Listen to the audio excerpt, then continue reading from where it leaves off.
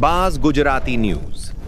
તમારા શહેરથી લઈને દેશ વિદેશ સુધીની સાચી અને ઝડપી ખબર। બાઝ ગુજરાતી ન્યૂઝ હર હંમેશ સત્યની સાથે।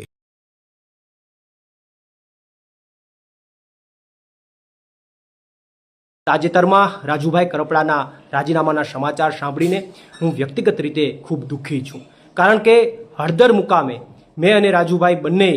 ગુજરાતના ખેડૂતો માટે એક મજબૂત લડાઈ લડી, ગુજરાતના ખેડૂતો માટે એક મજબૂત અવાજ ઉઠાવવાનો અમે બંનેએ પ્રયત્ન કર્યો અને ત્યારબાદ આ ગુજરાતના